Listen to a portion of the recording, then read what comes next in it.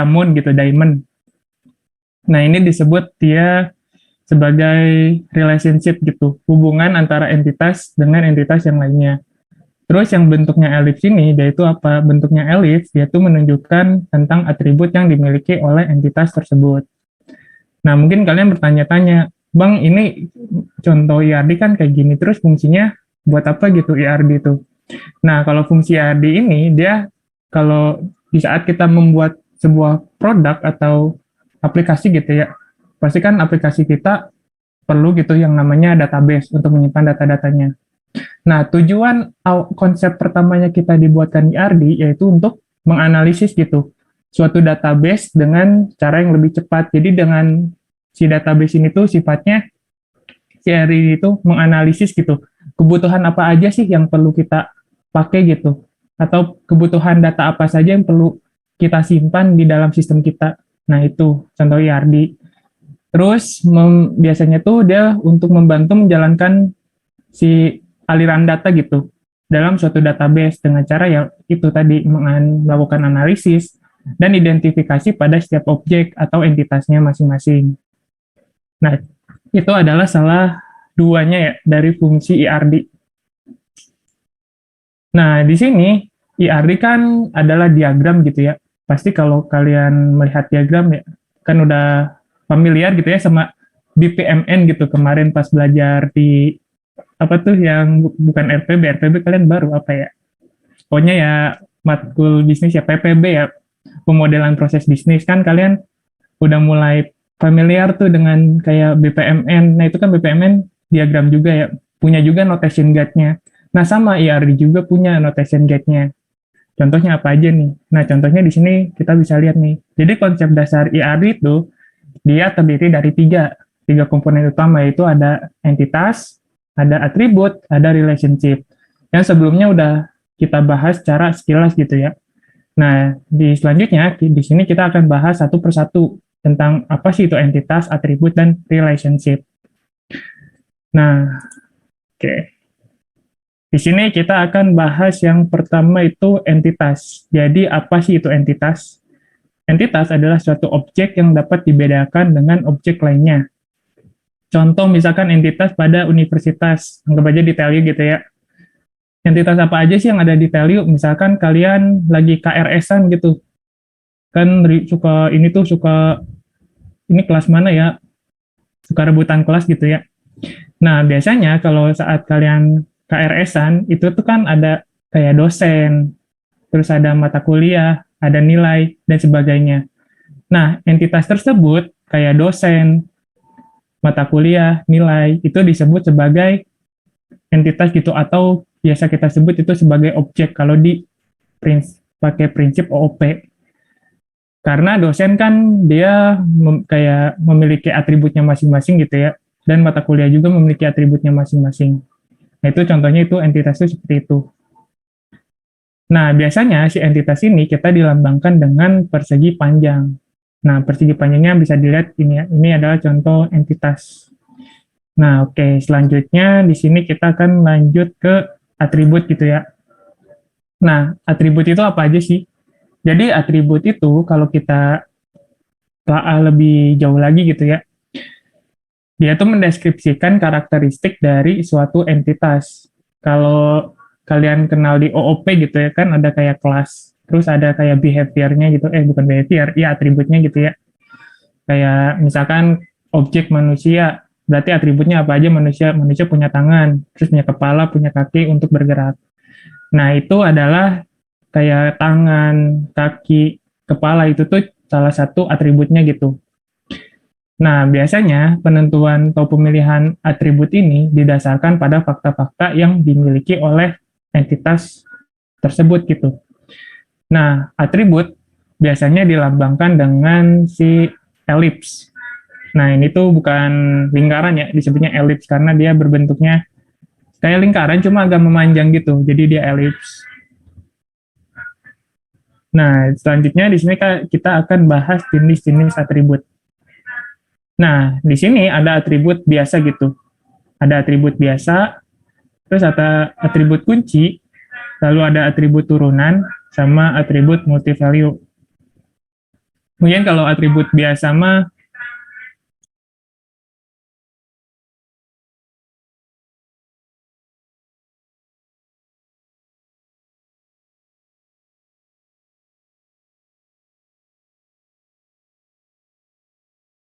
oke, di sini aku bakal ngejelasin tentang si atribut gitu ya. Kan ada beberapa atribut nih. Atribut biasa tuh contohnya apa aja sih? Nah, contohnya misalkan kita lihat di slide sebelumnya gitu ya. Di slide sebelumnya, nah di sini atribut tuh ada beberapa atribut ya di entitas member, yaitu ada nama, alamat. Nah, ini yang nama sama alamat ini kita sebut sebagai atribut yang sifatnya atau yang jenisnya itu atribut biasa gitu. Nah, terus untuk atribut si kunci, jadi atribut kunci itu biasanya si atributnya tuh ada garis bawahnya. Nah, contohnya itu apa? Atribut kunci. Misalkan di sini gitu. Nah, di member, kita tuh mempunyai atribut itu nomor member. Nah, karena di si member ini, biasanya sifatnya membedakan gitu ya, untuk antara nomor member seseorang dengan nomor member yang lain tuh biasanya dibedakan oleh atribut kunci. Simpelnya gini aja deh, kalian kan di SI gitu ya, mempunyai NIM antara satu sama lain kan berbeda ya. Nah, NIM tersebut merupakan atribut kunci dari kalian sebagai mahasiswa. Nah, jadi entitas mahasiswa memiliki atribut kunci, yaitu apa atribut kuncinya? Atribut kuncinya itu NIM.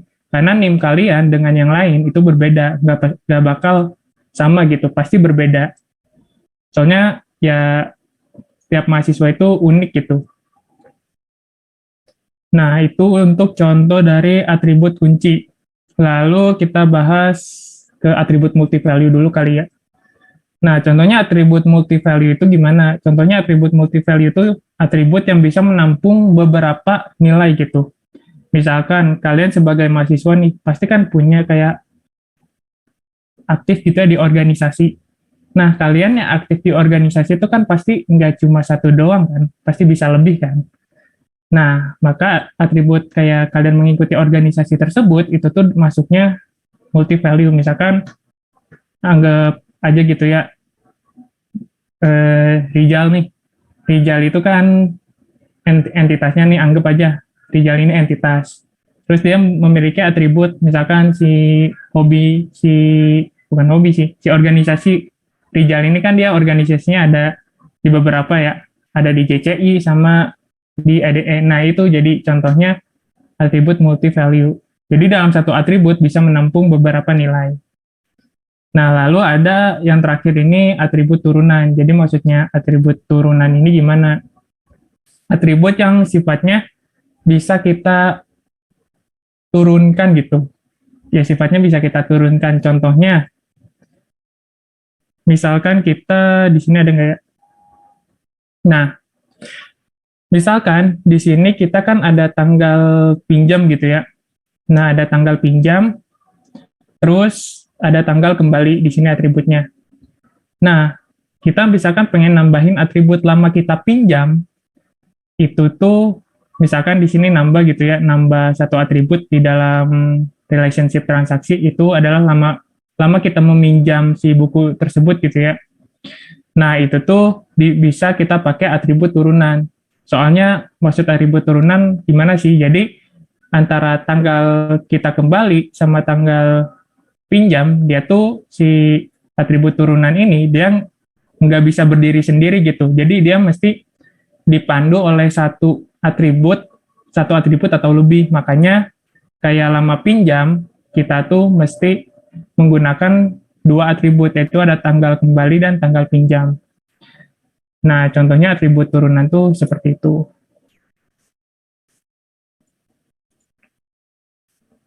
Oke, selanjutnya kita ke relationship gitu ya. Ya, biasanya apa sih relationship ya? Hubungan gitu yang terjadi antar satu entitas atau lebih. Misalkan nih di value gitu ya.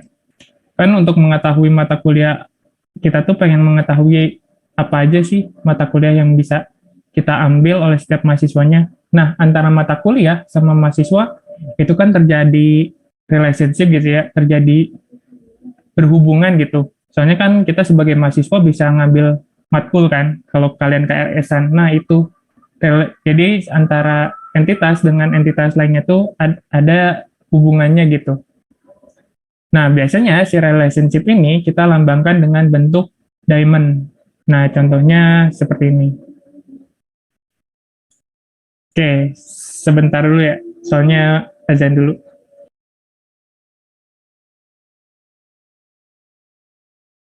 Simpel aja gitu ya. Nah, namun perlu ada yang diperhatikan gitu ya. Bagaimana sih langkah-langkah kita mesti dalam membuat IRD. Nah, contohnya misalkan di saat kita mau ngebuat IRD, kita tuh yang pertama mesti melakukan identifikasi dan tentukan seluruh entitas apa sih yang akan digunakan dan entitas apa gitu yang bakal terlibat dengan sistem kita. Nah, lalu setelah kita beres nentuin semua entitasnya gitu ya. Nah, yang di langkah keduanya yaitu kita mengidentifikasi dulu atau menjelaskan hubungan dari setiap masing-masing entitas gitu. Nah, perlu kita garis bawahi soalnya kadang di step kedua sama ketiga ini suka banyak dari kita tuh ngebuatnya suka berbeda gitu.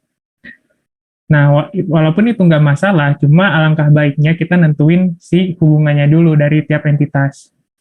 Nah, baru yang ketiga setelah si kita menghubungkan gitu, relationship apa aja sih yang dari masing-masing entitasnya, lalu kita tentukan atribut apa aja yang diperlukan dari masing-masing entitas.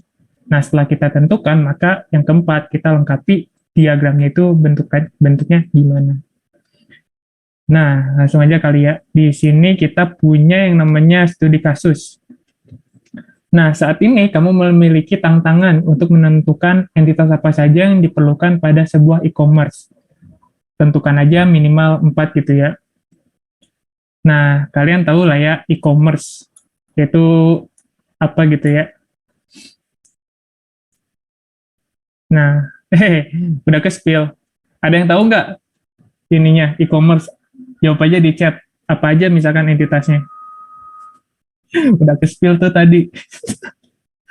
Ayo, ada lagi nggak? Selain penjual sama pembeli, ada lagi nggak nih entitasnya?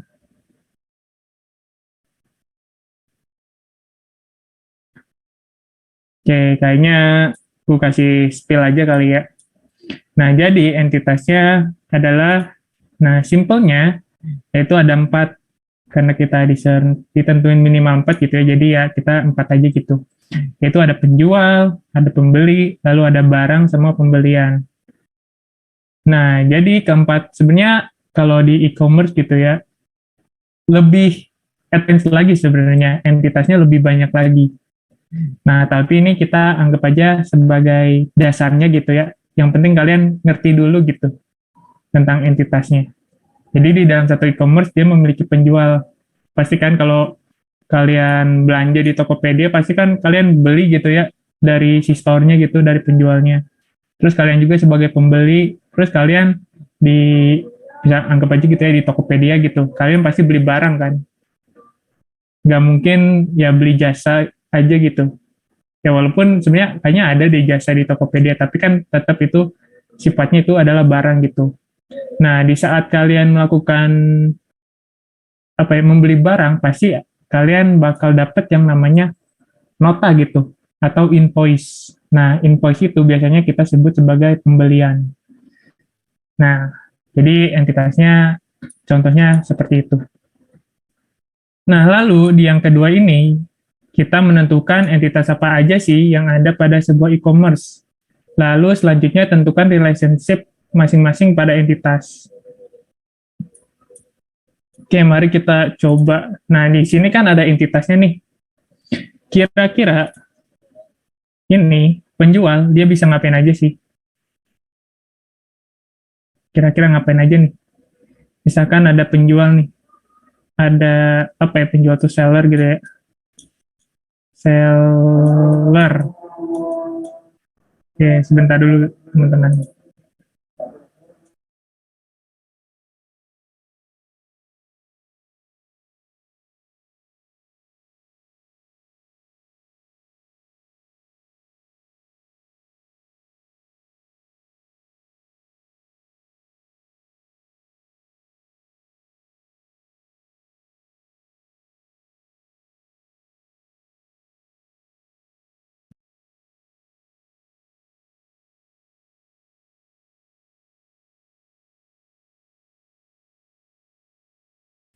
Oke, mari kita lanjut lagi. Nah, di sini ada yang namanya seller gitu.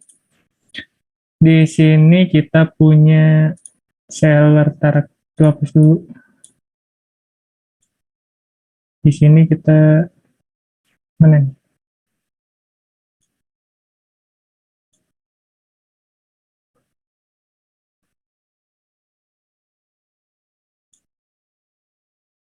Nah, oke, sip.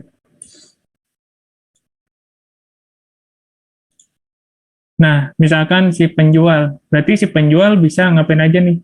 Berarti si penjual berhubungan kan sama si barang gitu ya. Karena si penjual dia pasti menjual barangnya gitu. Di sini anggap aja si penjual ini dia menjual barangnya. Terus si pembeli kan bisa membeli barang ya. Nah, tapi di saat si pembeli membeli barang, berarti kan dia nggak langsung mesti ada perjanjian gitu ya antara pembeli dan penjual. Yaitu perjanjian yang tertulisnya itu apa? Perjanjian yang tertulisnya itu sebenarnya itu adalah nota pembelian atau yang biasa kita sebut invoice. Nah, maka dari itu invoice itu ya ini yang pembelian ini kita sebut sebagai invoice. Nah, maka si si pembeli bisa melakukan pembelian. Nah, si pembeli bisa melakukan pembelian, maka dari itu si hasil di dalam invoice pembelian ini pasti dia ada informasi mengenai barang yang dibelinya itu apa. Nah, maka dari itu si pembelian dia bisa memiliki informasi itu ke si barangnya. Nah, ini contoh konsepnya aja ya. Ini contoh konsepnya. Mungkin kita akan lihat gitu di selanjutnya, di slide selanjutnya. Nah, contohnya tuh, jadi jawabannya tuh seperti ini. Ya, bentar. Harus hapus dulu ini. Nah, maka hasil kayak ERD sementaranya, jadi si penjual, dia bisa menyediakan barang gitu. Lalu si pembeli bisa melakukan transaksi, atau transaksi itu yang tadi yang pembelian gitu. Nah, si transaksi, dia bisa memiliki barang. Dan si barang juga bisa dimiliki oleh si transaksi. Nah, ini adalah salah satu gambaran dari ERD-nya gitu. Antara dari hubungan antara entitasnya masing-masing. Nah, selanjutnya di sini kita nentuin nih. Kan tadi kita udah nentuin entitas sama relationship pada sebuah e-commerce. Nah, selanjutnya tentukan atribut masing-masing entitas. Nah, terus kita buat gitu ya atribut masing-masing dari entitas. Misalkan si penjual punya apa aja sih di sini? Mungkin aku ini lagi kali ya. Nah, si penjual dia punya apa sih? Si penjual pasti dia bakal punya nama gitu ya. Nama si penjualnya, nama si pembeli juga, jangan dulu ke pembeli. Si penjual dia bisa punya nama, terus apalagi alamat, alamat penjual. Ini, maaf guys, soalnya nggak ada pentep ya, jadi pakai mouse. Terus ada nama, alamat, terus apalagi si penjual. Pasti yang utama supaya dia membedakan antara satu penjual dengan penjual lainnya, maka dia mempunyai ID penjual yang gunanya dia unik gitu, ID penjual. Nah, yang sifatnya dia unik. Terus barang punya apa aja? Berarti punya ID barang. Terus dia punya nama barangnya kan.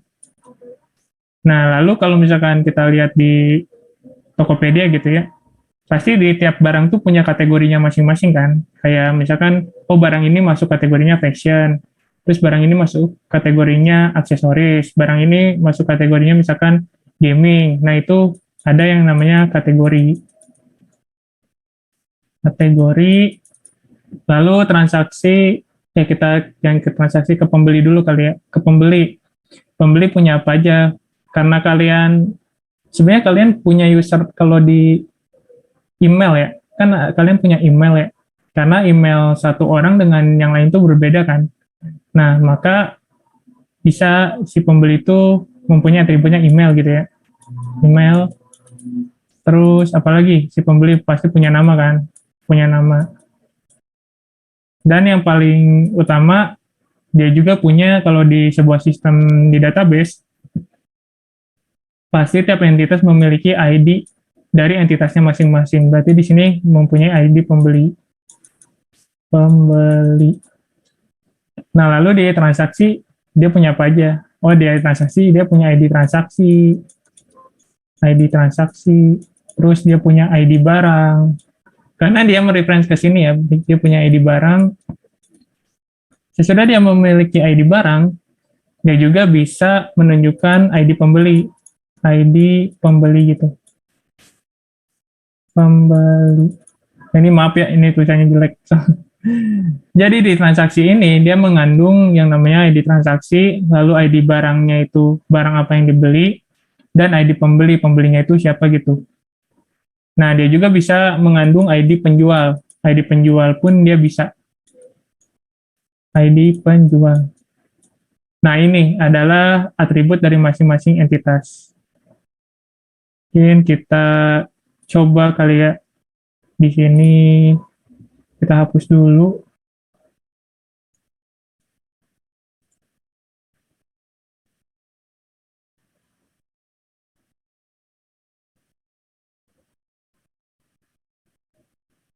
Nah, kita ada dihapus. Oke, selanjutnya. Nah, jadi singkatnya udah jadi kayak gini nih. Penjual, dia memiliki atribut ID penjual, lalu ada nama, deskripsi, alamat, karena kalau penjual kan punya alamatnya ya, misalkan alamatnya si penjual ini ada di Bandung atau di Jakarta, atau dan sebagainya. Terus kayak si tahun buka, jadi tahun buka ini maksudnya apa? Tahun berdiri si toko itu ada gitu. Nah, lalu si pembeli yaitu punya ID pembeli, lalu punya email, pasti tiap pembeli punya emailnya masing-masing, lalu punya nama, lalu alamat kalian itu di mana, yaitu supaya buat pengiriman gitu ya, sama nomor HP buat nge-tracking kalian juga gitu. Nah, terus punya barang, entitas barang, atributnya itu ada ID barang, karena kan kita kalau dimasukin di sistem gitu ya, walaupun barangnya sama, namanya sama, modelnya sama, cuma beda penjual pun, itu dianggapnya di dalam sistem e-commerce itu berbeda. Makanya kita memiliki ID barang gitu. Lalu ada ID penjual. Di dalam ID barang ini dia memiliki ID penjualnya. Jadi penjualnya itu siapa sih? Lalu ada kategori dari barangnya, namanya, nama barangnya apa, lalu ada harga barangnya, sama stok yang tersedia si barang ini tuh ada berapa. Nah, contohnya gitu. Lalu ada transaksi, yaitu ada ID transaksi. Jadi karena kalian invoice ya, kalau kita anggap invoice itu pasti beda-beda gitu. Setiap kali kalian melakukan transaksi, pasti ID transaksinya antara satu orang dengan orang yang lain itu berbeda-beda. Makanya ID transaksi ini kita anggap gitu ya sebagai atribut kunci utama. Nah, pokoknya yang awal-awal ini nih, yang awal-awal kayak di penjual, ID pembeli, ID barang, ID transaksi, itu sebagai atribut kunci utama. Nah, lalu di sini ada ID pembeli, ID penjual, ID barang, lalu ada jumlah barangnya yang kalian beli itu ada berapa gitu, dan total harganya di dalam transaksi. Oke, nah selanjutnya hasil IRD-nya bakal seperti ini, yaitu si penjual, dia memiliki atribut kunci utamanya ID penjual, nama, deskripsi, alamat, tahun buka. Nah, lalu di sini ada barang gitu. Dia memiliki ID barang, ID penjual, kategori, nama, harga, stok. Nah, mungkin kalian di sini bakal bertanya-tanya, Bang, kan di situ ada, tadi kan disebutin ada atribut kunci utama gitu ya. Kan di situ ada ID barang sama ID penjual, pasti kan beda-beda. Nah, kenapa ID penjualnya nggak digarisbawahi? Nah, perlu diperhatikan juga, atribut kunci utama itu tuh di tiap entitas cuma ada satu, nggak bisa lebih dari satu. Nah, biasanya si atribut kunci utama dia tuh menandakan unik, menandakan apa ya? membuat bisa menandakan si entitas itu dia tuh unik. Maksud unik tuh gimana? Misalkan barang nih, barang kan bermacam-macam gitu ya. Mulai dari contohnya ada kita HP gitu. Ada HP, ada laptop, ada apalagi ada buku gitu. Nah, HP, laptop sama buku karena dia tuh beda, maka kita atribut kunci utamanya itu maka kita anggap aja itu sebagai ID-nya gitu. ID kita pemilih misalkan gimana ya? Sistem karena kita pengen ngebedakan gitu. Kan kalau misalkan ada barang, contohnya gini ya. Contohnya kalian mau beli HP nih. HP kan macam-macam ya. Ada HP jenis 1, HP jenis 2, HP jenis 3 gitu. Nah, untuk membedakan antara HP yang satu dengan yang lainnya, maka diperlukan yaitu ID gitu. Jadi misalkan ID barang, misalkan barangnya itu Samsung sekarang apa ya yang keluar tuh S22 gitu ya, S22. Terus yang tahun kemarinnya S21. Nah, maka ID barang yang pertama, misalkan si Samsung ini punya kodenya. Kodenya misalkan yang S22, misalkan SM strip S22 gitu. Terus yang si apa ya? Yang si S21-nya misalkan kode barangnya SM strip S21. Nah, jadi itu menandakan bahwa si barangnya itu dia berbeda gitu. Ya, dia sifatnya unik gitu. Nah, transaksi pun sama. Transaksi pun karena kalian kalau di Tokopedia gitu selalu melakukan transaksi gitu ya. Nah, pasti ID transaksinya dia akan berbeda-beda setiap kali orang melakukan transaksi. Lalu di sini ada ID pembeli, ID penjual, total harga, jumlah barang, sama ID barang. Lalu pembeli. Nah, pembeli dia memiliki ID pembeli, email, nama, dan nomor HP. Sebenarnya kalau di sini kalian bisa nentuin sih. ID pembeli kan sama email sama aja ya sebenarnya. Dia menandakan si pembelinya itu bersifat unik gitu. Kalian bisa nentuin, kalian bisa pilih gitu salah satu yang mau dijadiin atribut kunci utamanya itu ID pembeli kah atau email. Misalkan kalian, bang lebih enaknya milih email aja, yaitu gak apa-apa kalian misalkan kalau pengen milih email ya udah berarti diganti aja atribut kunci utamanya email yang ID pembeli ini, atribut kunci utamanya kalian bisa dihapus gitu. Nah, ini adalah contoh IRD sederhananya. Oke, itu aja sih IRD sederhananya. Terima kasih buat teman-teman yang udah mendengarkan aku gitu ya, untuk di materi yang pertama IRD. Oke, kalau ada pertanyaan nanti di akhir ya. Kalau ada yang pengen nanya-nanya, mungkin aku balikin sekarang ke MC lagi. Oke, Silahkan MC. oke, makasih Kak Fahri, keren banget ini materinya ya tentang IRD. Oke, bisa langsung lanjut aja kali ya supaya ini juga langsung ke pemateri selanjutnya. Boleh share screen aja Kak, terus langsung ngejelasin.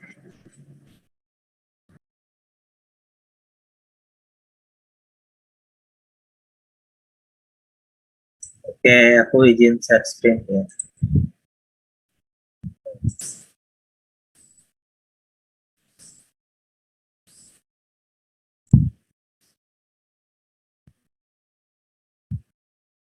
Oke, Assalamualaikum warahmatullahi wabarakatuh. Selamat malam semuanya. Apa kabar? Selanjutnya aku ngelanjutin materi dari Bang Fahri, yaitu kita belajar tentang DDL.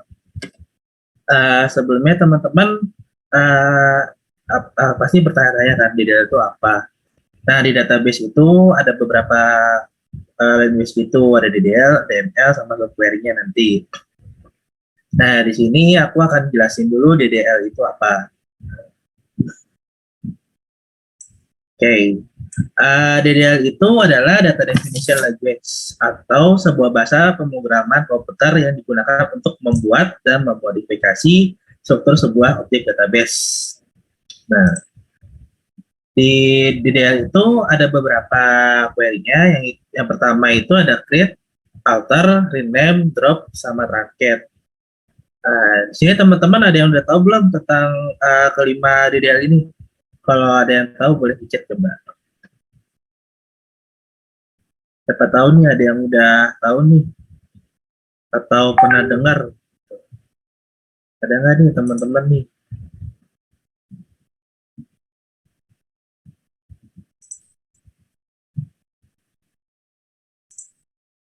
Belum bang? Oh, ya. Oke, aku jelasin ya. Yang pertama nih ada create nih. Create itu apa? Create itu dalam bahasa Inggrisnya kan artinya membuat kan istilahnya. Nah, di sini yaitu perintah atau sintak berfungsi untuk membuat database dan objek-objek di dalam suatu database. Di sini ada dua, kita bisa bikin create database sama create view. View itu apa? Untuk lihat atau apa? Bukan. View itu istilahnya untuk membuat kayak beberapa database tapi dijadiin satu gitu. Berikut ada query-nya, itu create table, kita mau bikin nama table apa, lalu ada entitas-entitasnya, field-fieldnya yang harus kita isi. Begitu juga create view, view ini berarti kan SQL, yaitu SQL-nya yang di atas ini. Jadi kita bisa membuat table view juga. Lalu yang kedua itu ada alter. Alter itu apa? Alter itu perintah sintak yang berfungsi untuk mengubah database dan di mana terdapat objek-objek di dalam database tersebut. Singkatnya itu alter table itu hanya gunanya untuk memodifikasi sebuah database. Nah, di sini ada contoh-contohnya nih, itu alter table, nama table ini modify, berarti dia mengubah nama tablenya gitu. Terus add ini untuk menambah tabelnya, misalnya menambah kolomnya. Misalnya kalian kelupaan sesuatu nih, kayak misalnya tadi ada studi kasus dari Bang Fahri, ada yang kelupaan misalnya kolom nama atau kolom apa gitu, bisa ditambahin dengan alter table. Lalu yang ketiga itu ada alter table drop, yaitu drop itu istilahnya dia untuk membuang istilahnya.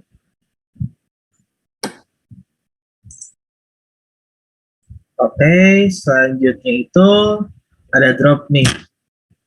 Drop tadi udah aku singgung duluan di awal, yaitu perintah untuk menghapus atau membuang objek-objeknya gitu di dalam sebuah database. Nah, di sini kita bisa drop table, itu istilahnya membuang tabelnya, dan yang kedua ada drop database, yaitu membuang database dari server kita atau host. Lalu selanjutnya itu ada truncate. Truncate itu apa? Truncate itu istilahnya untuk mengosongkan atau menghapus data yang ada di table. Jadi di table itu kan ada record yang bakal diisi nanti dijelasin oleh Kak Rizal. Dia masuk ke DML. Jadi di truncate ini hampir sama nanti kayak materinya Kak Rizal dilihat. Cuman di sini kita bisa lebih simpel dengan menggunakan truncate. Nah, selanjutnya ada DDL rename. Rename ini merupakan perintah sintak di database MySQL yang digunakan untuk mengubah beberapa nama table sekaligus. Nah, kalau misalnya tadi alter table itu kan ubah namanya satu-satu nih. Kalau kalian misalkan mau banyak, bisa nih rename table, nama tablenya apa, terus tuh nama table baru nanti pakai koma dijejer. Gitu. Lalu yang terakhir itu ada komen. Nah, nanti kalau misalnya kalian ada praktikum nih, kan ada tuh di bagian atas itu nanti ada kayak komen-komen gitu. Nah, itu komen itu gunanya buat apa? Nanti dia gunanya di sana buat mencegah eksekusi penyataan SQL. Jadi yang dibaca oleh engine database itu hanya query-query SQL saja. Gitu. Oke, sekarang kita praktek aja yang sini.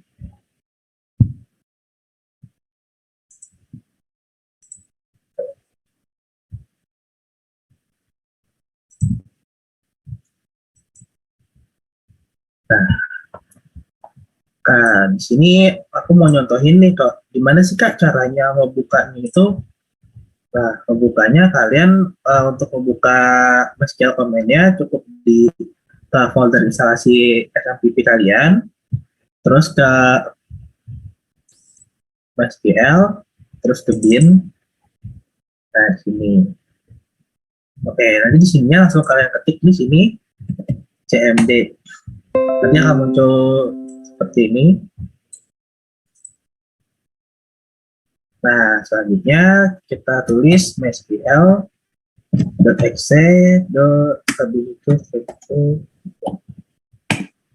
Nah, di sini kalian sudah masuk ke database kalian. Kak, sorry ini share screen-nya nggak kelihatan CMD-nya. Yang tampilnya di mana? Di ini folder. Ya udah. Tadi aku ulangi lagi. Untuk komennya itu nanti kalian ketik mysql.exe strip u root. Nah, ini nanti dia udah tampil di sini. Ini bagian database-nya. Terus kita mau nampilin database kita, misalkan show database-nya. Nah, ini beberapa database yang aku punya. Oke, sekarang kita masuk ke materinya. Kita menggunakan studi kasus dari Bang Fahri ya. Kita coba. Yang pertama kita bikin database-nya itu tadi menggunakan DDL create berarti. Create database. Misalnya JCI apps kita bikin. Nah, ini query oke nih. Berarti kita sudah berhasil menggunakan DDL yaitu create. Oke, selanjutnya kita akan bikin table. Nah, kita menggunakan entitas apa dulu nih, tabel apa dulu? Yang pertama, kita coba entitas penjual. Lalu kita tulis saja create table penjual.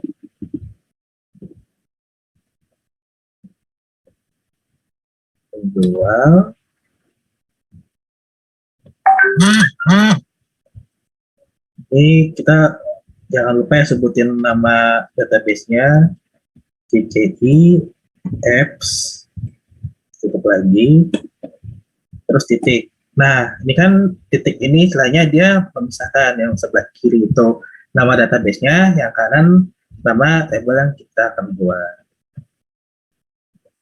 Nah, habis itu kurung. Nah, terus kita tulis kita mau bikin apa ya, ID penjual. ID penjual. Nah, intinya di penjual itu integer aja. Integer. Nah, terus untuk yang kedua itu nama varchar 255. Terus seperti ini. Terus ada deskripsi.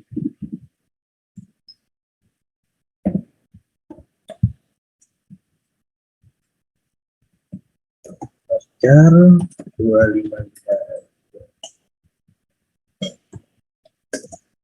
Selanjutnya ada apa lagi? Yaitu ada alamat sama tahun. Terus lagi alamat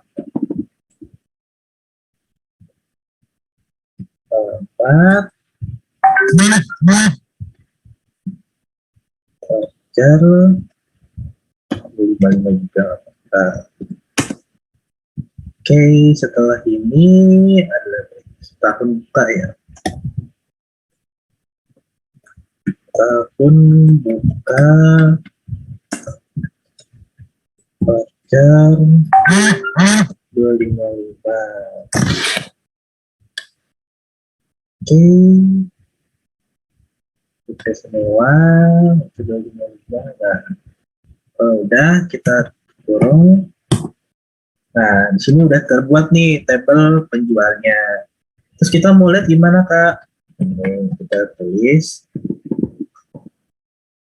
show volume from nama tabelnya apa.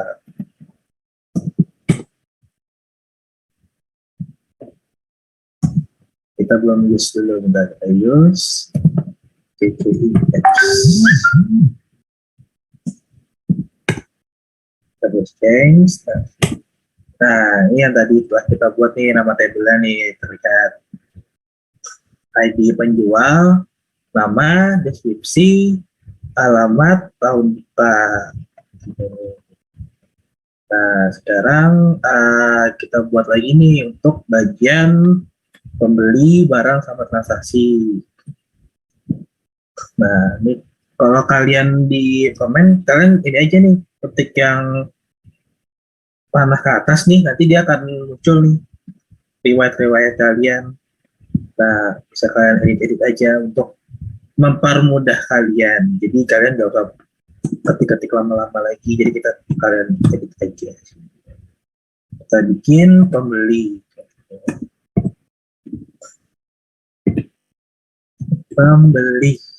ID pembeli.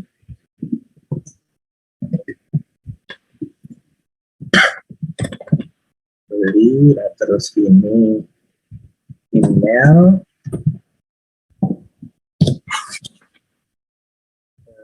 Terus alamat sama nomor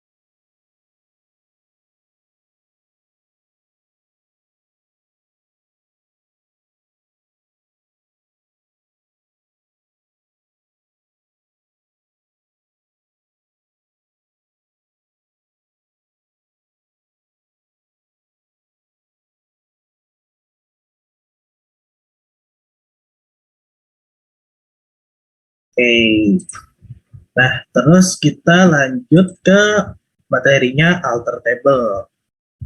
Nah, alter table itu berarti kan kayak apa tadi ya? Dia mengubah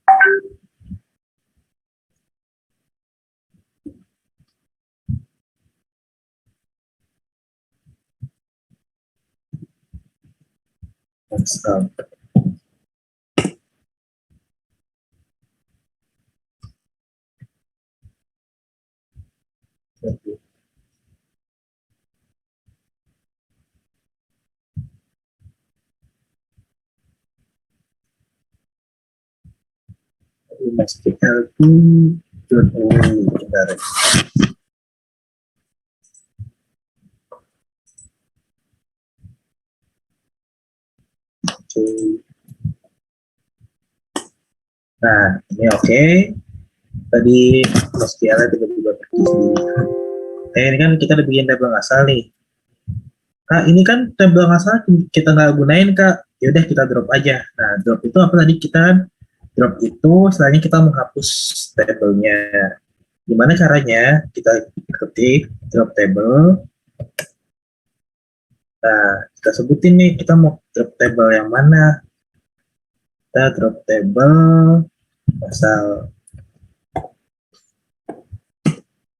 Nah, query oke. Nah, dia berarti tabel yang tadi udah nggak ada.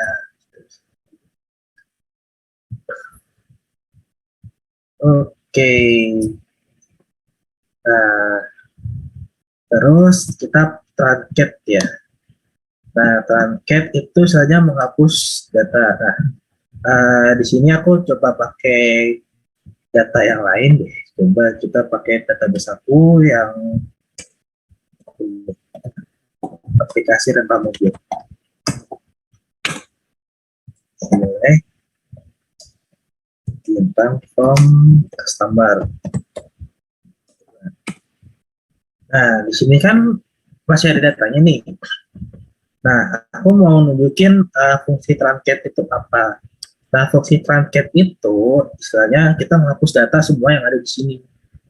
Kita contohkan truncat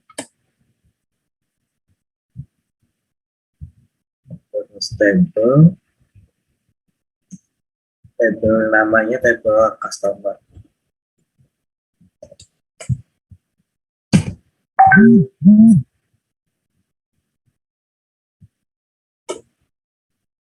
Nah, ini udah oke nih. Berarti kalau misalnya kita select lagi, dia nggak ada. Karena udah kita truncat, jadi hilang semua. Nah, berarti aja nih, tadi udah semua berarti ya. UTL, create udah, alter udah, create name tadi juga udah, terus drop sama truncat.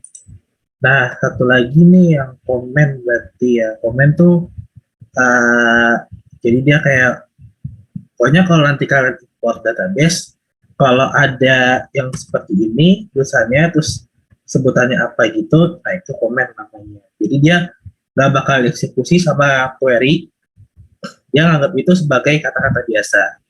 Kalau misalnya kita hapus pembukanya kayak yang pembuka gini, kita hapus, dia bakal error. Kenapa?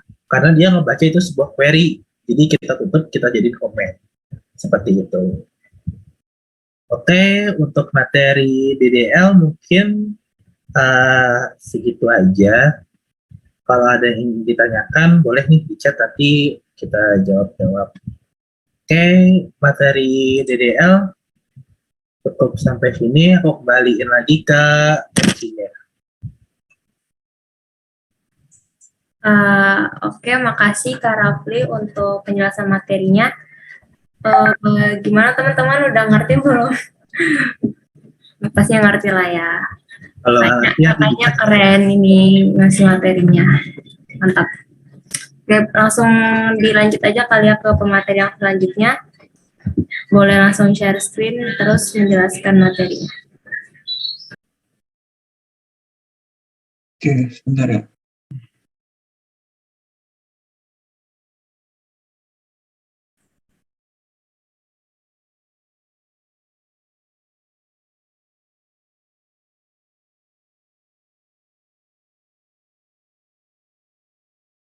Oke, aku mau share screen sebentar.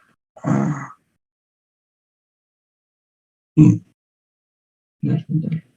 Ada sedikit masalah.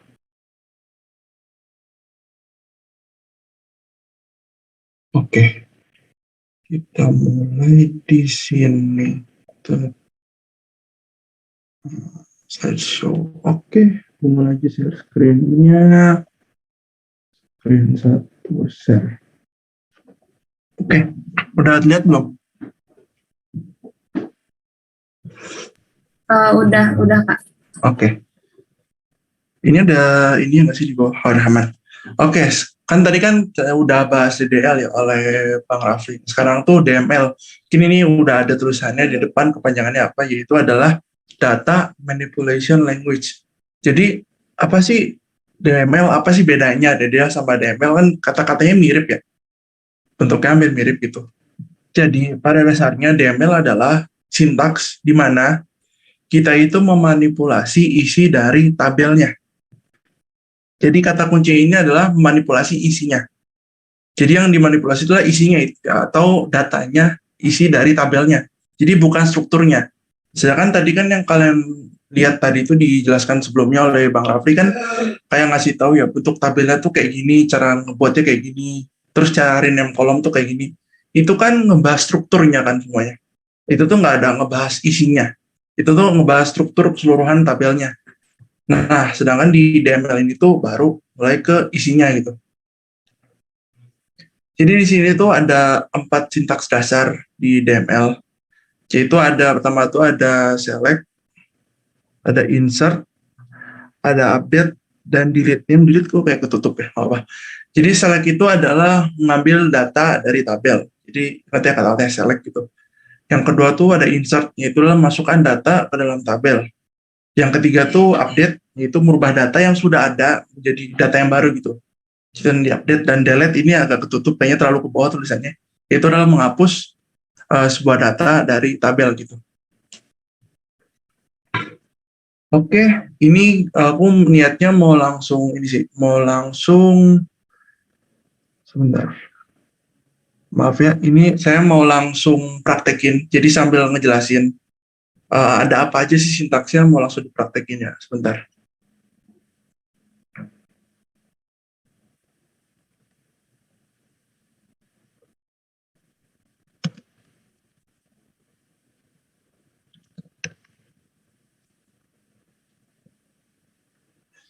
Oke,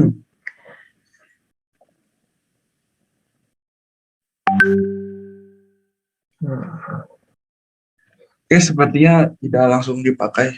Saya akan menjelaskan dulu ya, sintaks-sintaks dasarnya dulu. Jadi pertama-tama tuh ada select. Jadi select tuh ya sesuai dengan yang aku udah jelasin tadi gitu ya. Select tuh kan yang mengambil gitu. Jadi di sini tuh aku ngasih ada berapa ya? Ada 5. Ada 5 sintaks dasar dari select. Yang paling sering dipakai itu mayoritas sih sering dipakai ya, kecuali nomor 4 ya. Mungkin aku jelasin dari nomor pertama. Jadi nomor pertama adalah select bintang from nama tabel. Jadi kata kuncinya adalah select from. Jadi select bintang from nama tabel. Jadi itu tuh buat apa sih? Itu tuh menampilin seluruh data di dalam tabel. Nah, terus kan kalian lihat kan, itu bintang. Bintang tuh apa sih? Nah, bintang tuh pada dasarnya dia tuh tugasnya tuh ngambilin semuanya. Jadi ngambil semua kolom yang ada di dalam tabel itu, terus ditampilin gitu. Nah, terus yang nomor 2 adalah dia tuh ingin mengambil beberapa kolom tertentu saja. Misalnya di dalam tabel itu tuh ada 2 kolom, namanya kolom 1 dan kolom 2. Dan kamu tuh pengen ngambil kolom 1 doang nih. Ya udah, yang kamu perlu panggil di sebelah kanan select, ya udah select kolom 1 from nama tabel gitu. Kalau kalian mau spesifik kayak pengen ngambil tabel ini doang nih, ya udah itu aja gitu. Nah, terus yang ketiga adalah kalian tuh ingin ngambil isi dari tabel, tapi pengen ada perkondisian gitu. Nah, di sini aku nggak ngejelasin detail, nanti detailnya ada di slide selanjutnya. Jadi bentuknya itu tulisannya kayak gimana sih? Select from nama tabel, yang penting tuh di belakangnya, bukan bintangnya. Karena bintangnya itu tergantung dari kondisi kalian kan. Mau ngambil semuanya atau kolom-kolom tertentu gitu. Jadi yang dilihat tuh belakangnya where, kondisi gitu. Jadi misalnya kalian bayangin dulu kayak di Alpro atau Surdat, kan ada kayak if. Nah, itu tuh mirip sebenarnya. Nanti ditunjukin deh di slide selanjutnya. Yang selanjutnya adalah menampilkan data, namun semua data berbeda. Jadi maksudnya kan kita bisa aja, kita tuh punya 2 data, misalnya ada kolom namanya nama, ya namanya nama gitu. Karena ada 2 orang namanya Rizal di dalam tabel itu gitu.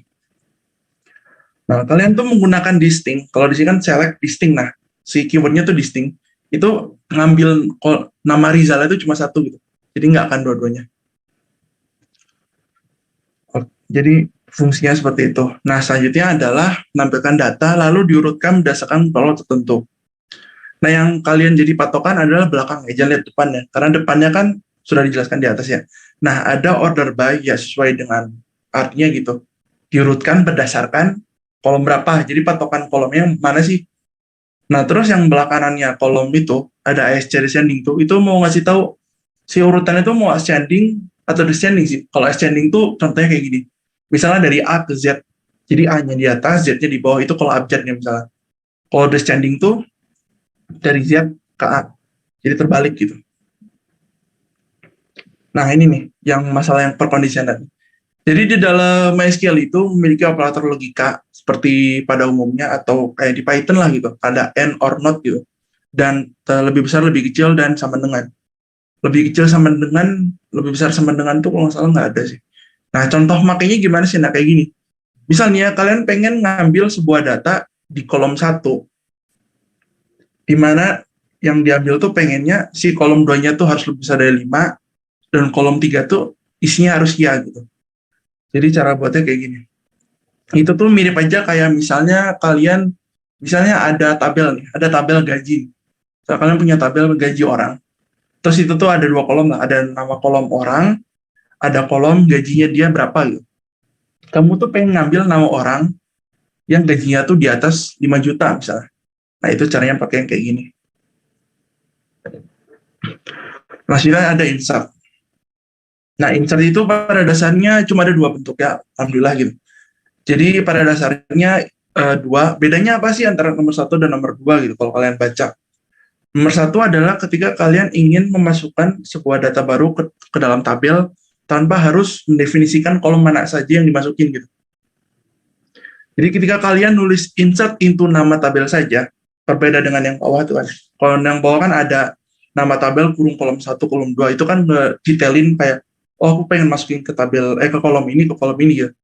Nah kalau nomor 1 tuh enggak, jadi dia tuh ngikutin urutan dari tabelnya. Misalnya di tabel itu ada 3 kolom, ada kolom 1, kolom 2, kolom 3 gitu. Nah, ketika kalian tulis insert into nama tabel doang gitu, tanpa ada detail kolomnya, itu tuh udah otomatis gitu urutannya. Dia bakal masukin ke kolom 1, kolom 2, kolom 3. Nah, habis itu selanjutnya habis ngasih tahu nama tabelnya apa, itu adalah values, terus kurung seperti ini, dan ini adalah ya nilai yang mau dimasukin apa sih gitu. Dan sesuaikan kalau integer ya integer, kalau stringnya kasih kutip 2, kalau enggak ya nggak ada gitu. Nah, yang di bawah adalah ketika kalian ingin detailin kayak, aku pengen masukin nilai ini tuh ke kolom ini aja. Dan kalian tuh nggak mau, misalnya kalian gini nih, ada satu tabel itu ada 3 kolom. Terus kalian tuh pengen masukin nilai di 2 kolom aja. Bayangin deh, ini ada tabel namanya nama tabel, terus dia ada 3 kolom. Ada kolom 1, kolom 2, dan kolom 3. Dan kalian tuh pengen ngisi kolom 1 dan kolom 2 aja. Nah, kalau udah mau kayak gitu, berarti kita harus pakai insert into yang ngedetailin kolom mana yang mau kita tuju. Caranya kayak gini. Insert into nama tabel, kurung, terus kita detailin kita mau masukin ke kolom mana sih? Kolom 1 dan kolom 2, values. Nah, yang sebelah values itu adalah ya nilai yang mau dimasukin kolom tersebut. Jadi nilai 1 bakal masuk ke kolom 1, nilai 2 bakal masuk ke kolom 2. Nah, selanjutnya adalah jika ingin masukkan data lebih dari 1, kan nggak mungkin dong kalian masukin satu-satu, atau misalnya kalian punya data banyak dan nggak mungkin ngetik satu-satu kan di enter gitu kan. Nah, cara ngebareng ini gimana sih?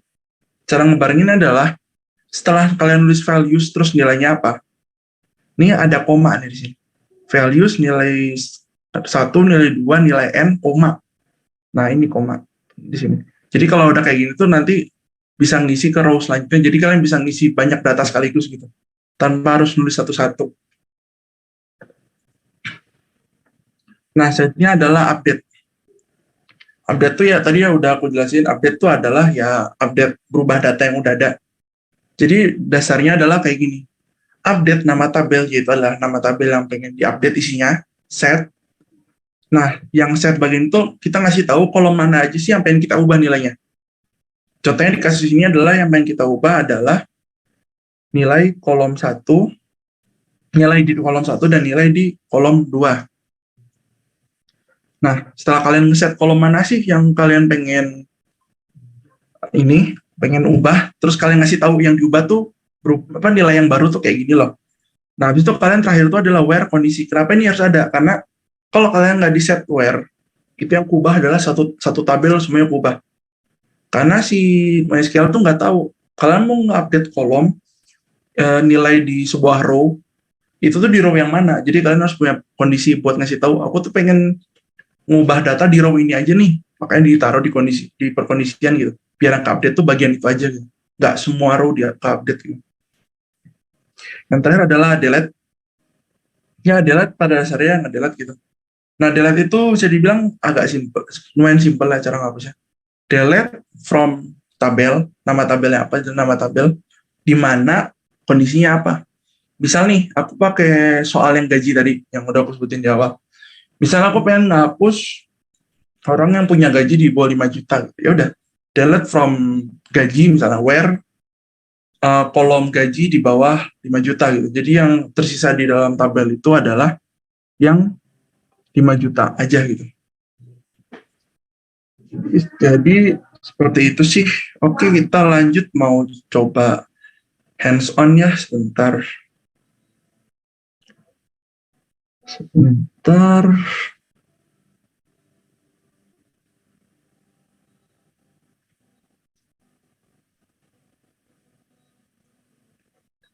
Sebentar.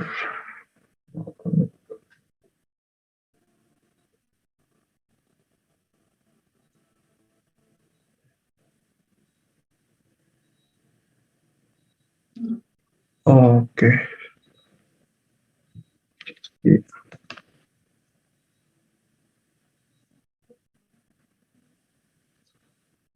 Hmm.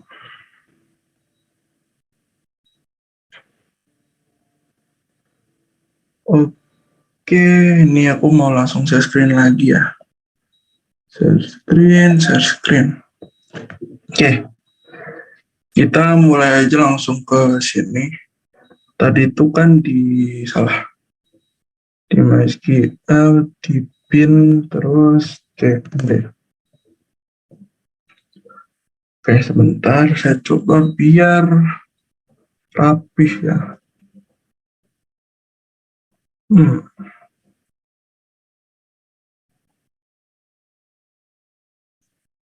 Oke, karena kan pada awalnya kan kita kan ini ada select ya, dan kalau datanya kosong ya nggak akan apa-apa yang mau diselect gitu. Jadi kita loncat dulu langsung ke insert. Kita langsung ke insert. Jadi sebelum itu aku mau login dulu.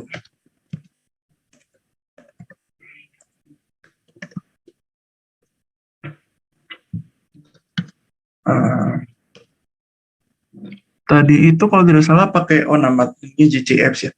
Use JC Apps. Nah, ini tabel yang sudah dibuat oleh Bang Rafli tadi. Ada barang, ada pembeli, ada penjual, ada transaksi gitu. Dan mungkin aku bakal ngingetin lagi tadi gimana sih cara kita biar lihat isi tabelnya apa sih gitu. Jadi caranya itu adalah di deskripsi DESC seperti ini. Terus misalnya tabel barang nih, DSC barang. Tengok kayak gini. Oke, pertama kita coba insert ya. Ini kan kita ada 4 tabel, ada barang, pembeli, penjual, dan transaksi gitu. Dan yang akan dipraktekin di sini itu adalah yang barang dulu deh. Bentar, kayaknya harus. Oke, sepertinya barang cukup sih. Oke, pertama kita insert dulu ya. Ini aku di sini bakal ngepraktekin yang insert yang pertama, karena aku bakal masukin datanya semua dan kolomnya berurutan gitu, karena yang ditukar-tukar. Jadi sesuai dengan yang ada di PPT, insert into nama tabelnya apa. Di sini tuh nama tabelnya adalah barang.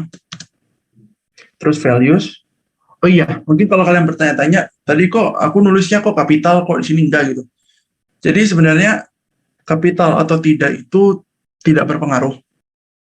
Kenapa kok kapital gitu kalau diajarin? Karena itu cukup membantu sih. Cukup membantu untuk kalian membaca codingan kalian gitu. Kalian tuh bisa bedain mana sintaks, mana nama tabel, mana nama kolom gitu. Jadi makanya terkadang aku memang lebih suka kapital aja gitu, kayak full kayak ini gitu. Jadi itu nggak begitu pengaruh. Jadi pertama adalah insert into nama tabel, itu adalah barang, values. Nah di sini kalian harus lihat tipe datanya, harus ikutin, karena kalau nggak ikutin bakal error. Contoh di sini adalah tipe data pertama kan integer ya 0 gitu. Jangan pakai kutip 2 kayak gini. Kalau ini jadi string. Seperti kayak di Python sih mirip. Kategorinya misalnya apa ya? Baju kali.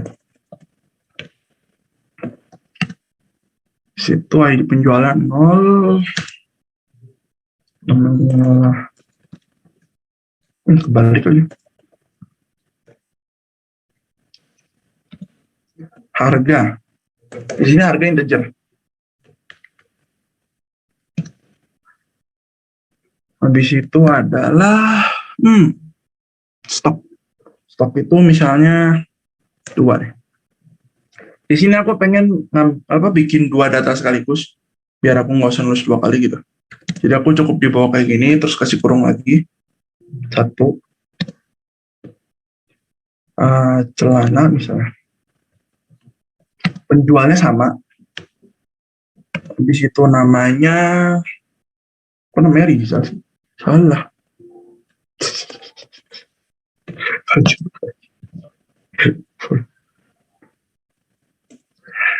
Celana jeans.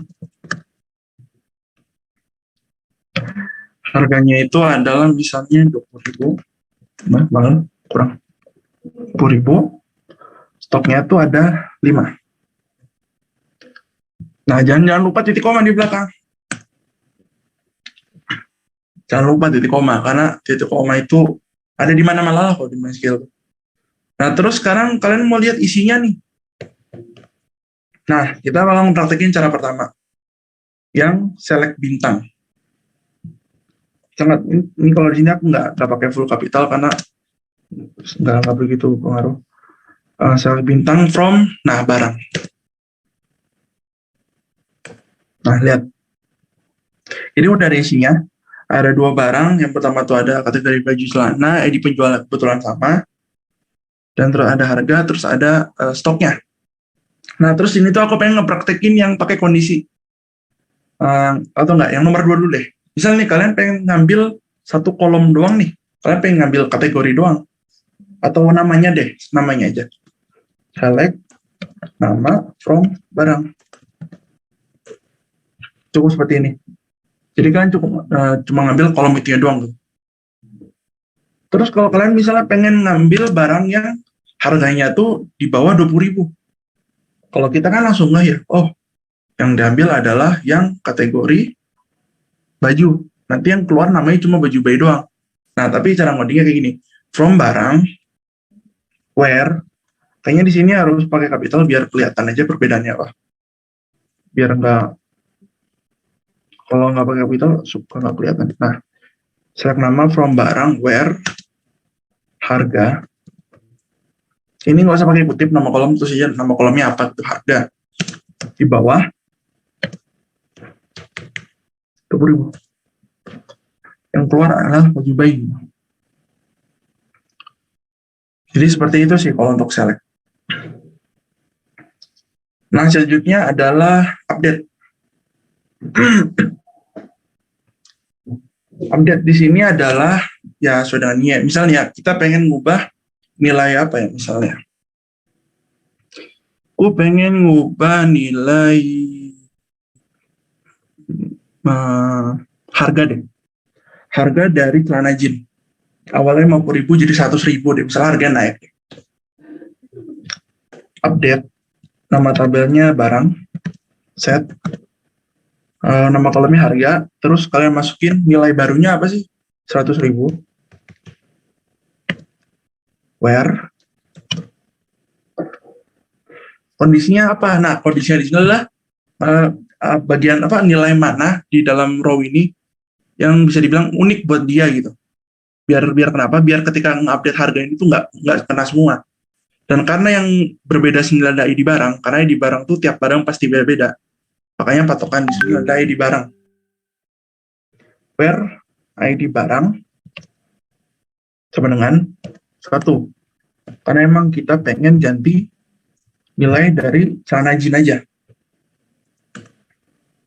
Nah, setelah kita cek, bentar, celahnya berubah jadi 100.000. Selanjutnya, delete. Delete itu ya sesuai dengan delete gitu ya. Nah, cara delete itu gimana sih? Ini aku praktekin lagi. Delete from nama tabel sini adalah barang. Where kondisi. Nah, mana sih yang kalian pengen hapus? Setelah kalian pengen hapus celana jeans, kalian celana jeans pengen dihapus. Terus kalian mikir ya, oh kita bisa pakai where nama sama dengan celana jeans nih. Nah, itu bisa. Ini jangan. Kenapa? Karena itu kalau di kasus ini tuh bisa saja itu jalan gitu. Karena ya celana jeans cuma satu namanya.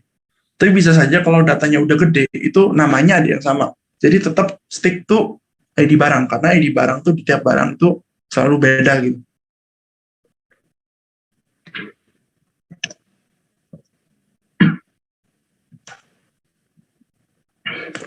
Nah, seperti ini.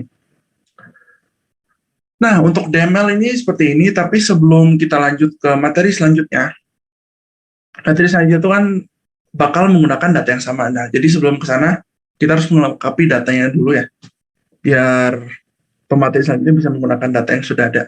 Bentar. Tadi itu tabel ada apa aja?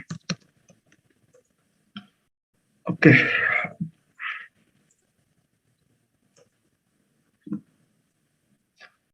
Oke, sepertinya aku akan masukin data pembeli ya, karena data pembeli saat ini masih kosong. Insert into pembeli values dari pembelinya 0 ya, at gmail.com. Di situ namanya Alfian, alamat value, nomor HP. Nomor HP dia apa? Varchar ya? Kayak berarti pakai kutip. Aduh, pencet tadi. Maaf. Insert. Nah, kayak gitu tuh kalau pencet ke atas tuh harus ulang lagi.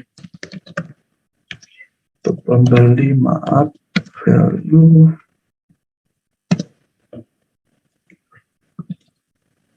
Hello.com.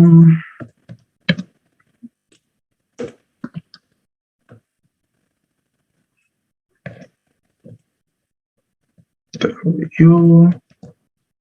Nomor HP.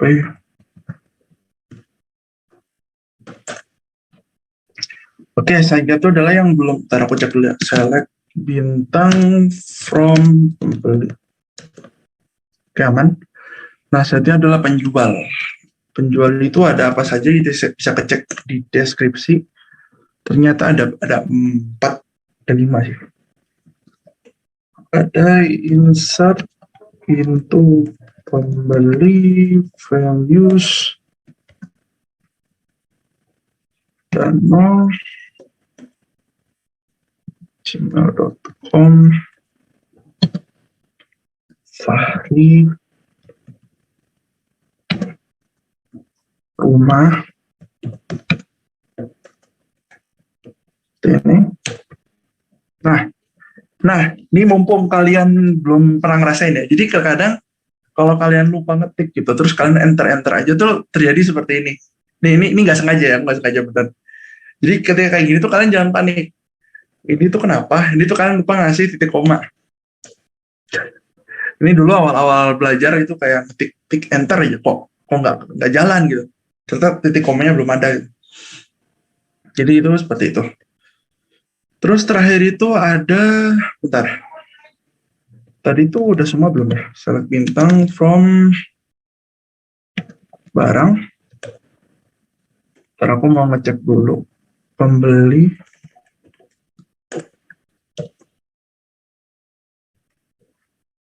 Salah. Select bintang from penjual. Oh, penjualnya belum ada.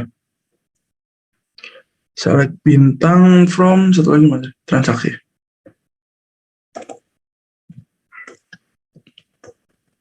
Oke, ternyata yang belum adalah penjual dan transaksi gitu.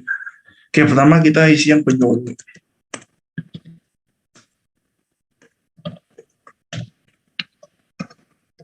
Jual values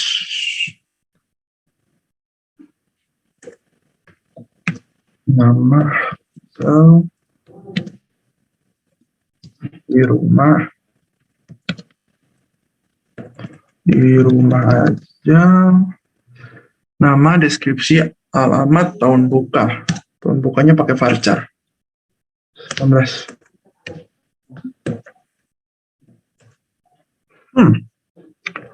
Bentar, aku cek dulu apa yang salah nih. Insert into penjual values 0, nama aku Rizal, koma di rumah, alamat, titik. Nah, oke, itu adalah terakhir adalah transaksi.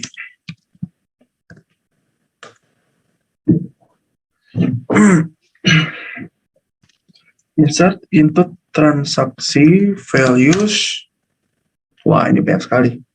Ada ID transaksi itu tadi kalau nggak salah udah buat adalah 0, terus penjualan 0, pembeli 0, barangnya 0, jumlah barangnya misalnya 15, 200, misalnya 100.000 gitu lah misalnya. Ini nggak dihitung beneran ya, ini ceritanya gitu.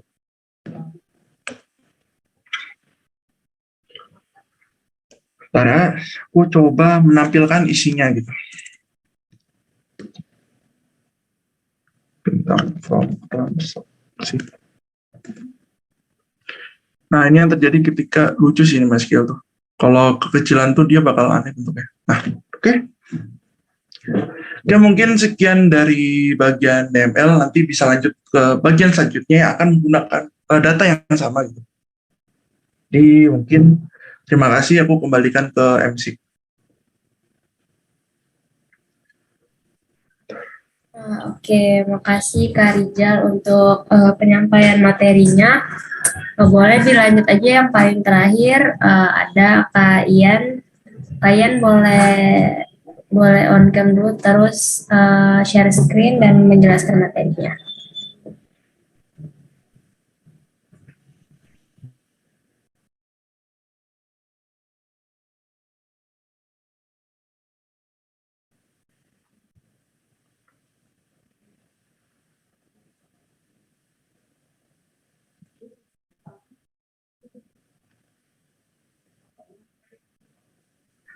Oke, halo. Bentar ya. Oke, halo Kak. Dia tadi sampai gimana dia? Kenapa? Tadi sampai mana? Pak, Tadi sampai mana tadi? materinya tadi DML Kak Rizal. Oh, oke. Bentar ya, guys. Aku melakukan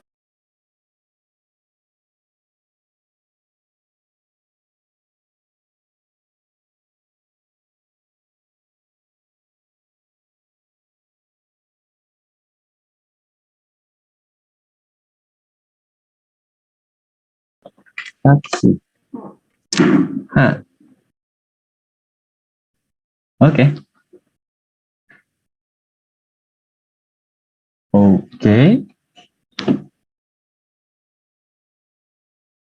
Sepertinya mending kita alter table dulu. Kita ganti dulu untuk ID. ID itu bisa diganti nggak, Zal? Bisa. Itu nggak di-set kok, nggak di-set kayak itu FK gitu enggak. PPT saya di mana?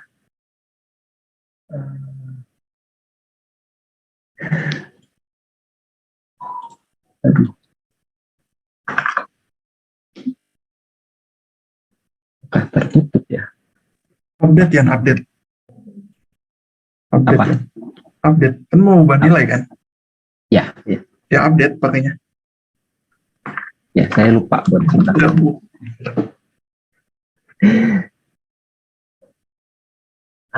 Jadi gitu ya, kita nggak perlu ngapalin. Sebenarnya banyak. Atau aku buka apa ya? Ini aja deh. Ini guys, website ajaibnya. Dari Alter, mana Alter? Ya.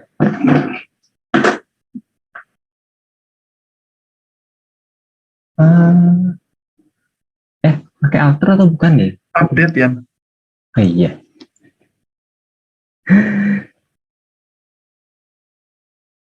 Mana sih? Nggak ada sih. Ada itu tadi ada di atas. Belum. Oke. Update table name. Mana dulu yang mau kita ubah? Yang mau diubah mulai dari barang. Update barang. terus set kolomnya adalah ID barang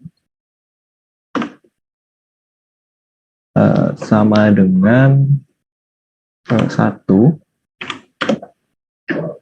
dan ID penjual 1, terus kita kasih koma, where ID barang sama dengan 0. Error.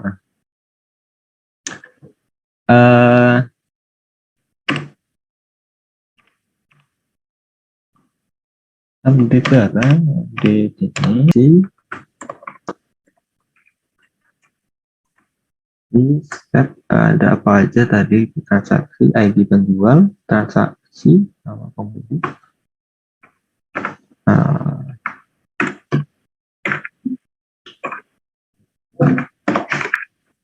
transaksi,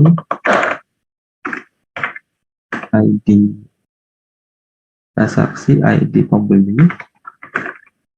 terus ada ID barang. Oke, kita anggap aja semuanya itu adalah 1 ya. Terus di sini ada apa? Di sini adanya ID transaksi aja deh. ID transaksi sama dengan 0. Oke.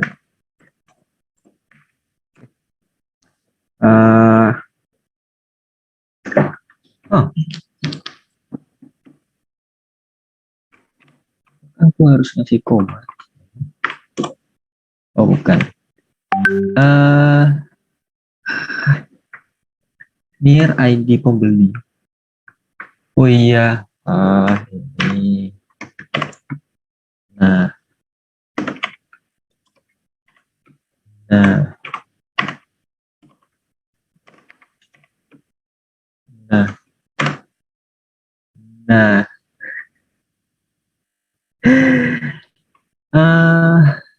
Where did I do wrong? Transaksi. Apakah ini di komanya? Ternyata iya di komanya. Oke, jadi gitu guys caranya troubleshooting di SQL.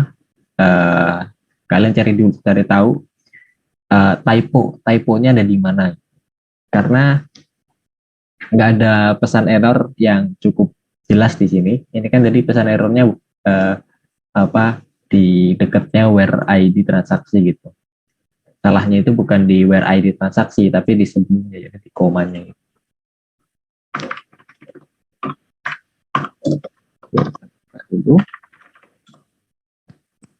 Oke, mantap. Sudah. Misalkan kita mau melihat, kita anggap datanya ada banyak ya.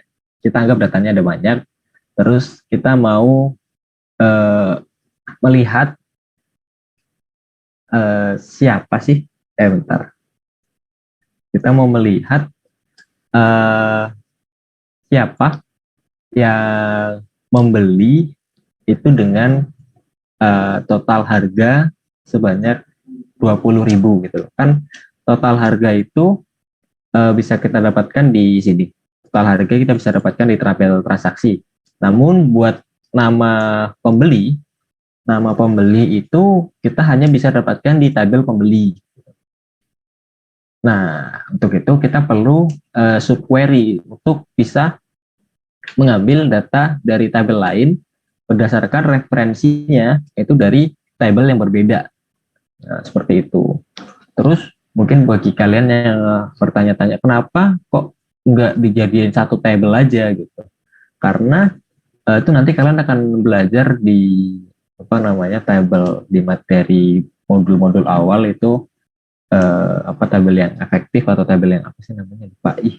Pokoknya tabel yang agar tidak menyimpan dua data yang sama gitulah. agar untuk efisiensi penyimpanan dan lain-lain.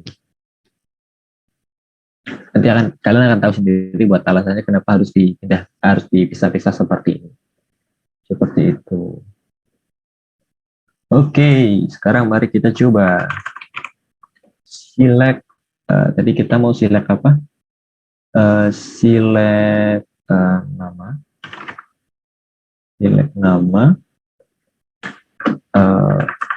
From pembeli. From pembeli. Where? Wait a minute.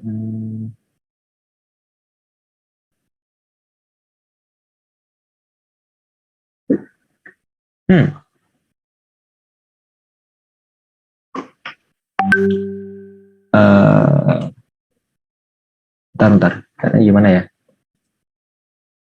Aduh, aku lupa.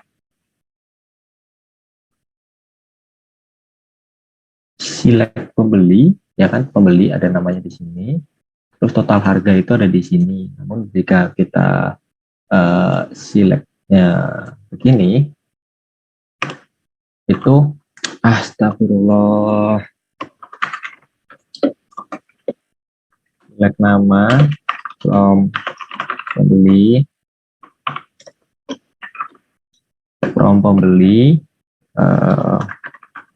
where.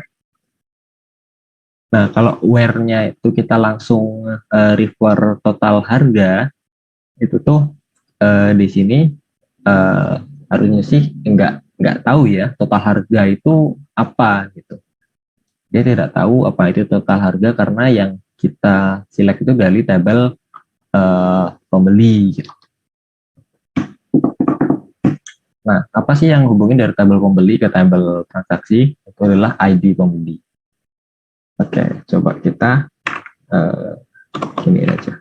Jadi pembeli sama dengan, terus buka kurung. Ini saran aja, kalian enter aja setelah buka kurung ini agar mempermudah pembacanya. Kalau ditulis sebaris kan susah dibaca. Susah dicari juga buat errornya ada di mana. Oke, sekarang aku mau select, terus aku selectnya itu adalah ID pembeli. Selectnya itu, bentar. ID pembeli beda. Apakah begitu?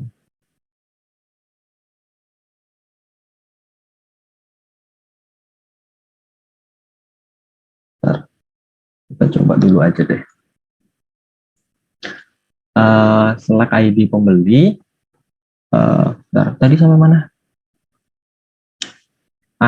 Ya. From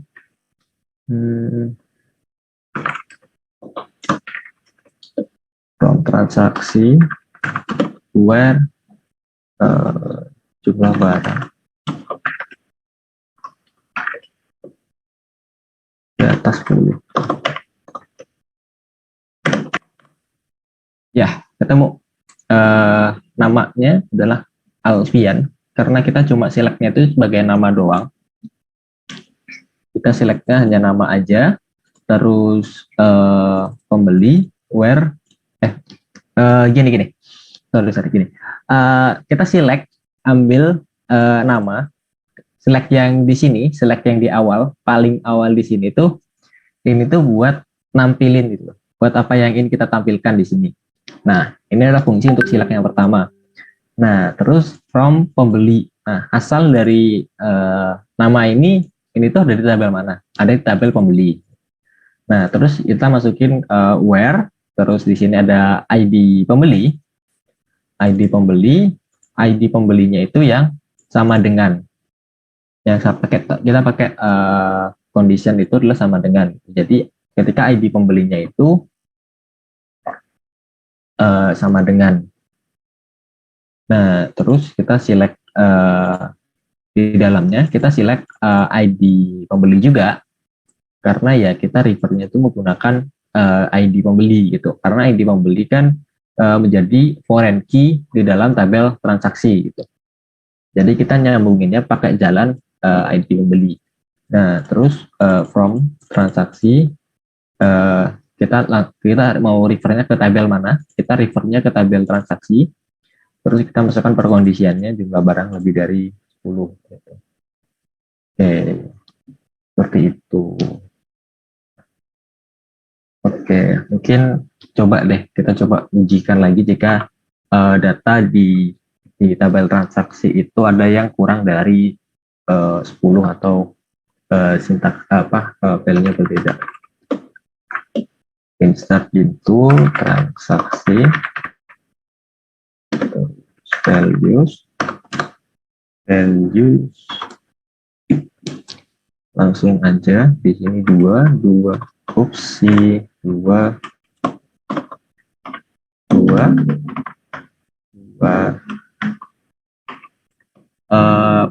di sini kan transaksi pembeli penjualnya cuma ada satu aja, terus barang juga cuma ada satu, terus jumlah barangnya itu misalkan kita taruh di sini 9, terus total harganya tipenya apa harusnya sih? Rizal tadi total harga tipenya apa? Harga? Total harga tipe datanya Lupa ya. Bentar. integer. Benar. Ya. Itu tuh di tabel apa sih? Tabel transaksi ya? Ya. Integer. Oke, udah bagus. Oke, kita coba lihat dulu apa sudah betul. Yes, sudah betul. Mari kita coba untuk double ya. Tadi ini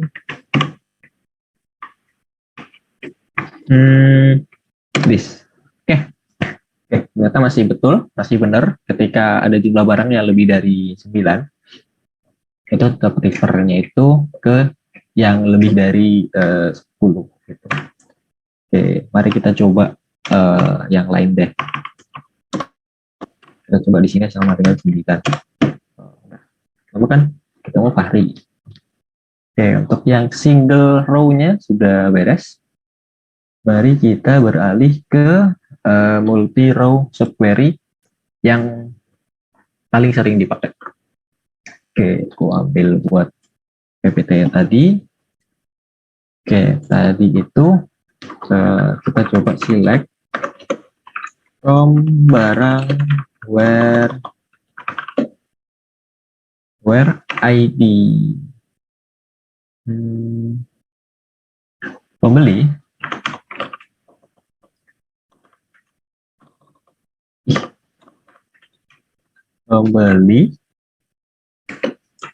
in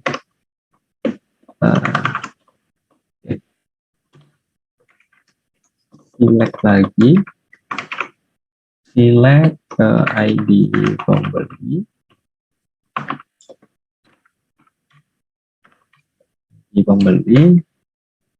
from pembeli unknown column ID pembeli. Kok bisa?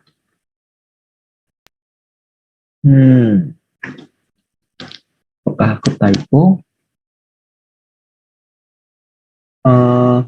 Oh iya. Wait a minute. Bentar, mana tadi tabel barang? Tabel barang. Mana barang? Ini. Ya. Tabel barang tidak punya ID pembeli. Oke. Salah.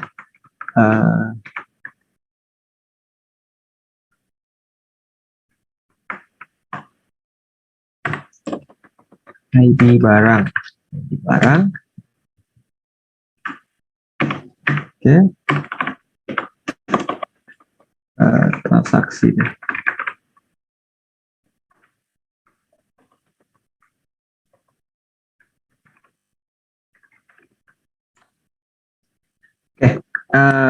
Ini tuh pada intinya tuh begini. Kita Bentar ya.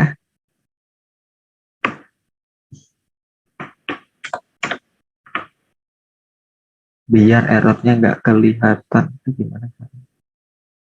Oh, ini gini. Oke, sip. Nah, jadi gini, ini select semuanya. Aku pengen select semua yang ada di tabel barang. Ketika ID barang itu ada di dalam tabel transaksi gitu.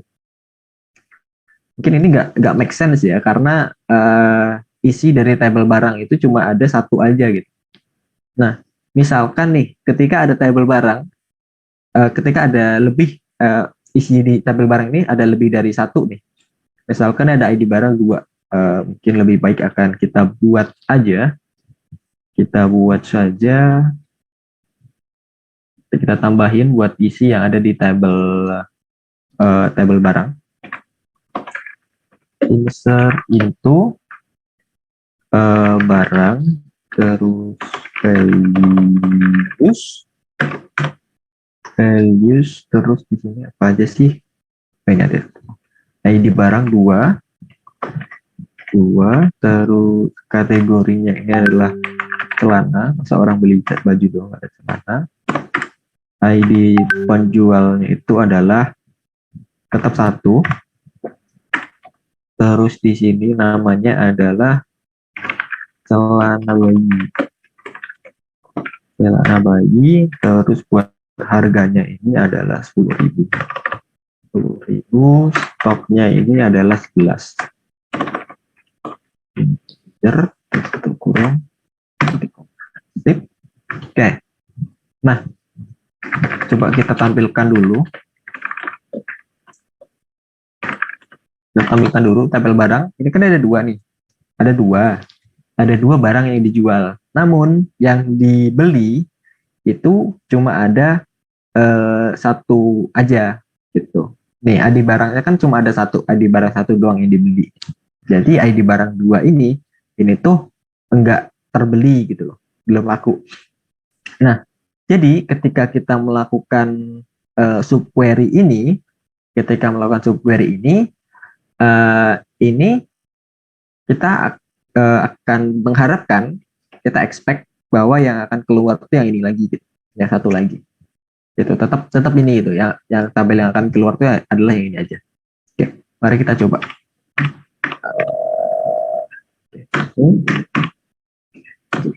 Nah, nih ya kan. Jadi yang tetap keluar adalah ID dengan barang itu cuma ID 1 aja gitu. Karena yang ada di tabel transaksi itu tuh cuma ada ID barang dengan nomor 1 aja gitu. Oke, untuk subquery kurang lebih begitu saja, mudah kan ya. Ini hanya tambahan sedikit dari lebih dalam dikit dari Rizal tadi. Oh ya, untuk subquery itu kalian bisa tambahin CRUD atau insert, update, delete, dan lain sebagainya. Itu. Oke, aku kembalikan lagi kepada Dea.